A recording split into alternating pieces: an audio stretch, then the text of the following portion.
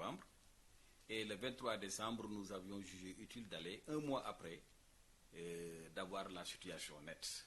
C'est pour cette raison que nous avons décidé d'aller dans la région de Louga, Diourbel, Kaffrine, Kaolack et Fatick. Nous nous réjouissons que cette année, tous les huiliers sont dans la commercialisation, contrairement à l'année dernière où il n'y avait que la Sonacos et les exportateurs. Nous avons trouvé sur le terrain des zones où ça marche, mais des zones où il y a des difficultés. La zone où ça a bien marché, c'est la zone de Louga, la région de Louga, qui avait comme objectif de collecte 15 000 tonnes et qui a déjà acheté un mois après 8 000 tonnes. Cela veut dire qu'en un mois, Louga a déjà dépassé la moitié de sa prévision. Et on avait trouvé également plus de 50 camions en attente. Et cela continue de jour en jour, ces fils. Cela prouve que donc au niveau de la région de Louga, les graines sont livrées à la Sonacos. C'est pourquoi nous félicitons les opérateurs de la région de Louga et les gros producteurs, notamment les marabouts, qui ont accepté de mettre leur production à la disposition de la Sonacos. À Diourbel, nous avons trouvé que donc, en un mois, Diourbel a eu 1414 tonnes contre 480 tonnes l'année dernière. C'est-à-dire en un mois, ce que Diourbel avait collecté l'année dernière en un mois, il l'a doublé par 3, il l'a multiplié par 3. Et donc Diourbel, effectivement, est bien parti. Néanmoins, c'est très insuffisant par rapport vraiment au rythme dont Diourbel faisait sa commercialisation. À Kaolack également, la situation n'était pas bonne. Parce qu'à Kaolack, chaque jour, l'usine pouvait faire 1000 tonnes.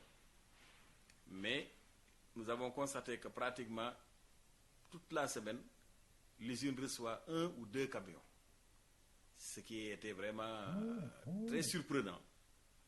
Cependant, la commercialisation continue. Le gouvernement a pris une décision importante, à savoir que il faudrait d'abord que les semenciers trouvent leur compte, les huiliers également, et en même temps les exportateurs. Donc la campagne a bien démarré. Cependant, nous avons trouvé 3 sortes de prix. Et c'est ce qui pose problème à cette campagne. Le prix officiel, c'était 250 francs le kilogramme. Nous avions applaudi quand le gouvernement avait accepté d'ajouter 40 francs sur les 210 dont on achetait l'année dernière le kilogramme. Et c'était une première également dans l'histoire de commercialisation de l'arachide. Mais comme vous le savez, il y a une spéculation extraordinaire qui fait qu'aujourd'hui, on semble être dans une campagne à vente libre. Ce qui ne sera jamais accepté, ce qui ne sera jamais toléré. L'arachide ne peut jamais faire l'objet de vente libre. Il faut que cette commercialisation soit organisée et qu'il faut une réglementation. C'est ce que l'État a compris qu'en Conseil des ministres, le président de la République a rappelé que c'est une situation très sensible et sur le plan économique et social dans notre pays. Et il faut maintenant désormais faire de sorte que le capital semencier soit sauvé, faire également que les usines disposent de produits pour leur permettant de pouvoir fonctionner, notamment la Sonacos qui est notre fleuron national. Il faut faire également de sorte que l'exportation qui avait été prévue également y trouve son compte. Mais avant de parler d'exportation, il faut d'abord régler le problème des semences, régler également le problème des usines. C'est pourquoi l'État a remis cette année la taxe sur la commercialisation de l'arachide. Cette taxe est arrêtée à 30 francs, contrairement aux années précédentes où on les avait fixées à 40 francs, mais ces 2 dernières années, l'État les avait suspendues. L'État a également donné des instructions au niveau du commandement territorial pour que cette réglementation soit respectée, pour que la Sonacos dispose de graines, mais également pour que le capital semencier soit également trouvé. Et l'administration y est déjà. Au jour où je vous parle, aucune graine n'est encore exportée. Nous n'excluons pas l'exportation, mais nous avons pensé devoir faire de sorte que cette exportation, en fait, ne doit prendre que le surplus.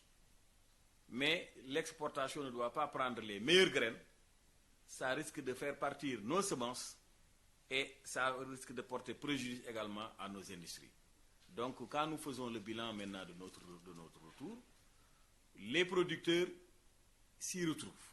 Parce qu'à 250 francs au point de collecte, c'est déjà très important par rapport aux années passées. Et ce dont nous sommes sûrs également, c'est que présentement, personne ne parle de mévente.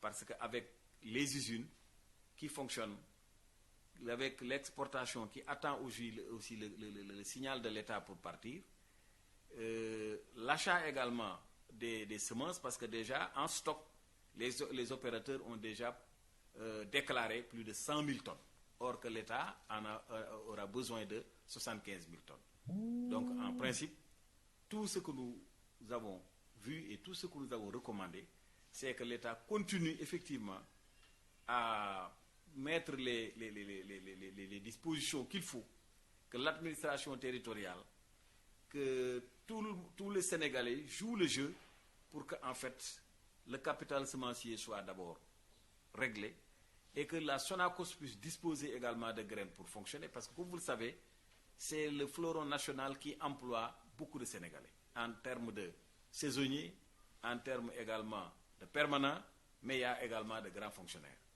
Et que le rôle que joue la Sonacos dans la commercialisation, la Sonacos l'a toujours joué également dans la campagne agricole. Pour exemple, en 2000, le gouvernement n'avait pas la possibilité de fournir des semences, parce qu'on n'en trouvait pas nulle part dans le pays. C'est la Sonacos qui avait accepté de décaper effectivement ces hangars au niveau de Diourbel, au niveau de Lindiane, pour mettre à la disposition de l'État sénégalais 12 000 tonnes qu'on avait données gratuitement aux paysans. Donc, n'eût été la Sonacos, on n'aurait jamais parlé de l'arachide maintenant au Sénégal. Donc, la situation, comme on l'a vécu, et que la campagne va aller jusqu'en fin mai, nous avons l'espoir que ça va aller. Cependant, il y avait un quiproquo sur le prix. Quand le directeur général de la Sonacos a fait une sortie où il a été très mal compris, il avait annoncé que désormais, rendu usine, c'est-à-dire à partir de l'usine, le kilogramme va revenir à la Sonacos à 285 francs. Et les producteurs qui sont au niveau des points de collecte ont pensé que déjà il y a une augmentation, une élévation du prix qui était désormais à 285 francs. Les opérateurs, quand ils se sont rendus sur les points de collecte, les producteurs ont dit que jamais on ne vend plus à 250. Donc il était question que dans notre tournée, on clarifie que le prix officiel de 250 reste maintenu.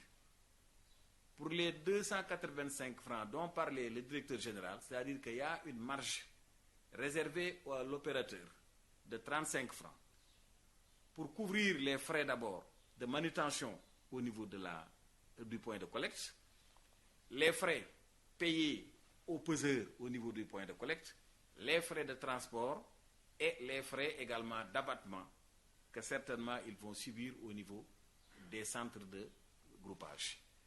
Ce qui fait donc, en fait, il n'y a pas eu de problème, il n'y a pas eu d'augmentation, mais le prix officiel reste maintenu et qu'une marge de 35 francs maintenant est réservée à l'opérateur dès qu'il fait le transport, la manutention. S'il a des abattements, il aura une marge de 35 francs sur chaque kilogramme au niveau de l'usine qui lui permettra effectivement de pouvoir s'en sortir. Et cela a été très clair. Et je crois que Dieu merci, les exportateurs également ont déjà tenu quelques réunions avec les huiliers afin de pouvoir harmoniser les prix. Parce que les exportateurs ont déjà des difficultés avec leurs financiers de l'extérieur. Parce que quand même, ils ont déjà acheté quelques stocks, mais qu'ils ne peuvent pas encore faire sortir. Et l'État également a raison de bloquer pour le moment, parce qu'il faudrait effectivement, comme je l'ai dit, que l'usine soit effectivement assurée d'avoir une production pour faire fonctionner ces unités, et que le capital semencier également sera effectivement bien doté.